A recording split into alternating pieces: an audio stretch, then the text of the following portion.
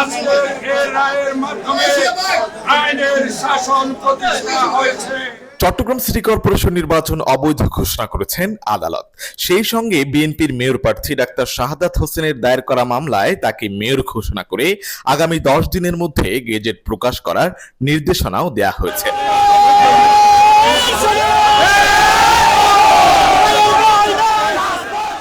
মঙ্গলবার দুপুরে নির্বাচনী ট্রাইব্যুনাল এবং যুগ্ম জেলা ও দায়রা জজ মোহাম্মদ খায়রুল আমিনের আদালত এই রায় দেন।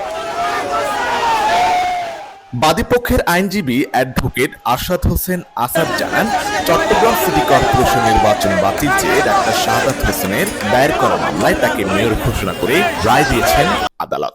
আজকে এই রায়ের মাধ্যমে আইনের শাসন প্রতিষ্ঠা হয়েছে।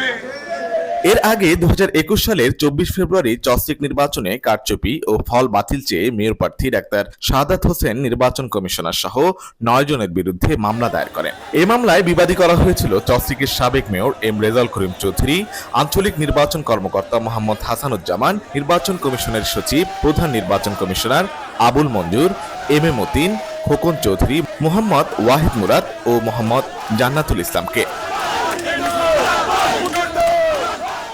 মামলার এজাহারে বলা হয়েছে, নৌকা প্রতীক পাওয়ার পর থেকে চসিক কর্মকর্তারা রেজাউল করিমের সঙ্গে যোগাযোগ শুরু করে দিয়েছিলেন। এ থেকে বোঝা যায় নির্বাচনের নামে ওই দিন শুধু আনুষ্ঠানিকতা সম্পন্ন হয়েছে, যে কারণে নির্বাচনে ভোটের হিসাব চেয়ে এখনো পাওয়া যায়নি। কোনো কেন্দ্র থেকে ইভিএম এর প্রিন্ট কপি দেয়া হয়নি।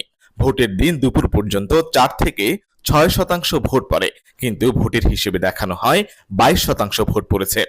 আমি মনে করি এই রায় শুধু আমি খুশি নই, এই রায়ে সারা বাংলাদেশের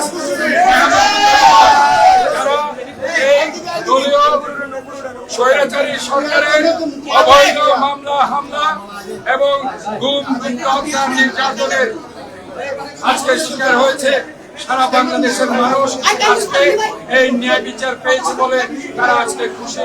2021 সালে 27 জানুয়ারি অনুষ্ঠিত চসিক নির্বাচনে 3,69,248 ভোট পেয়ে নৌকার প্রার্থী রেজাউল করিম চৌধুরী জয়লাভ করেন।